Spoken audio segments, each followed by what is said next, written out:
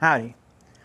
When we travel, my wife and I, we use a little travel trailer quite a bit. We've got a little Jayco. It's 18 foot from about the back of the trailer all the way to the end of the tongue. So the box itself is probably 15 feet. And one of the things I've been working on lately, this is our fourth travel trailer, and we like the small ones. They're easier to tow, they're easier to store. And anyways, we like to have the small ones. And when we're going someplace, really we're in there in the morning for a little bit, make a cup of coffee and that, and then we're outside till the afternoon. And then even in the evenings, we're usually sitting out. So we don't spend a whole lot of time. We're not sitting in the trailer watching TV the whole time. We're, going someplace to sightsee and do what we can there. So small one works out great for us. But some of these places that we'd like to go don't have any utilities. Some of the national parks, national forests, some of the BLM land, there's no hookups at all. So I've been working on getting a system set up just so we can have a little bit of stuff we want to do and make it comfortable to be off-grid. So recently I was in Sam's Club and I've been looking at these little portable power stations for a while. The one I saw at Sam's Club, it was $439 and it's a EcoFlow Delta 3 Classic, and it came with a really super fast phone charging bank as well. I think that would normally cost about 50 bucks, so I thought it was a pretty good deal. I checked around on the internet, the price seemed fair, so I went ahead and bought it. This thing's got a 1020, it's like a 1024 LiFePO 4 battery in it. It's a lithium based battery.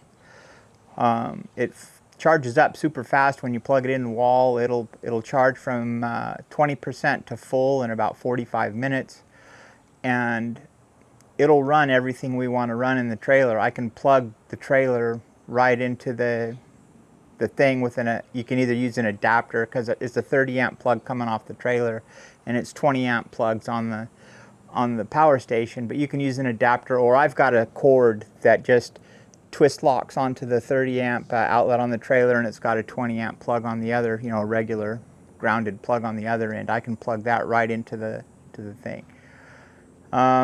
We can run our coffee maker. We could heat up something in the microwave. The plugs in the trailer all work, so I can charge my phone batteries, my drone batteries, things like that. We can play the radio.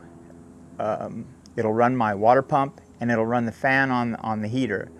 I added a 20-gallon propane tank to the front of our trailer, so we've got two 20-gallon tanks, and we can run the water heater off the propane. We can run the refrigerator off the propane.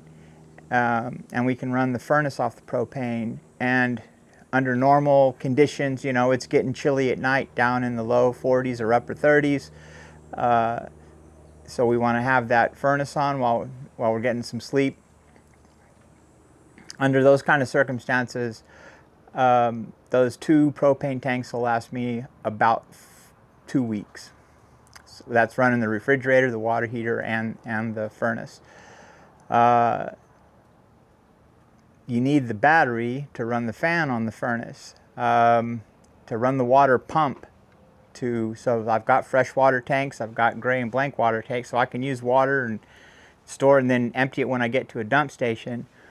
But you got to have electricity for the pump. I've also got a LiFePO 4 lithium 12 volt 1024 amp, whatever they call it, battery in the front of the trailer. So I've got that as sort of a backup. If my power station runs out, I can go over to that battery and it'll run the essentials as well. Just none of the plugs will work, so I can't run the plug-in appliances or anything like that, but everything else will work. So as far as charging it, I've got two 200-watt solar panels. I bought these off of Amazon. They were about 150 bucks a piece. The price fluctuates. I looked at them this morning. They were up to 170. Maybe that was just me because I just bought another one.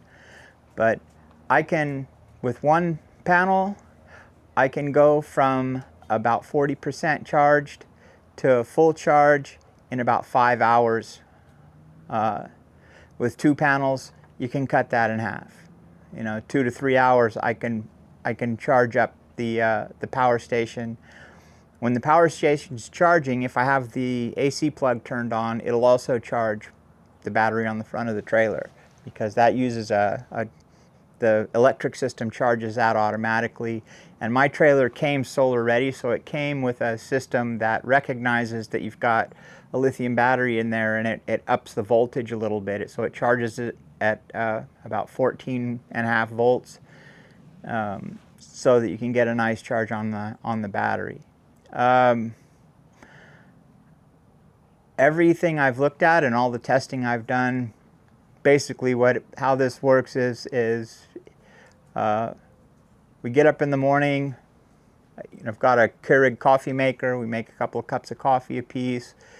We got a little milk foamer we like to use, and we use that. And then maybe I'm going to use the microwave for something. So if I'm starting off in the morning, say on 80%, by the time we're done in the morning with everything we want to do around there, we've probably used 10 to 20% of the battery up, this power station. So now we're down to 60. Maybe I've got to charge some batteries, whatnot. By that time, we're off doing whatever we're going to do for the day. And then, depending on where we're at and how I feel about it, I can throw out a couple of solar panels, start the thing charging up, or maybe I wait till we get back in the afternoon. And as long as we've got, like I said, about 3 hours of sunlight, the panels are mobile. I can move them around. So we put them wherever they suit us the best. I can get it charged back up to 100%. While we're there in the afternoon, we can listen to the radio, make some dinner, whatnot. And it just works out really, really well for us. So I thought there might be other people out there looking for a simple solution to have some off-grid comfort when you're camping, and this is definitely one. It would work for a tent system or whatever as well. I think that the great thing about this system with this little power station is it's plug and play. You don't have to worry about charge controllers and all the rest of that stuff. You get the panel, you get the right connection with the panel, and you plug into the panel, and it plugs straight into the back of the power station, and it just does its thing. It's super simple, super, super easy to do. All you have to do is make sure you're not plugging too big of a panel into the back of the station. That could cause you problems. My station says it could take 500 watts. Both my panels together are 400 watts. The voltage is the only thing I have to really kind of watch, but it'll take 60 volts. My two panels don't produce anywhere near that if I'm hooking them in series. Whether to hook a couple of panels in series or parallel, that's another thing. And maybe you just want to get one big 400 watt panel and with a power station this size, and that'd be up to you as well. You just have to check the specs and see make sure you're not overloading your power station. So anyways, that's all I got to say about it, and it's a really nice system.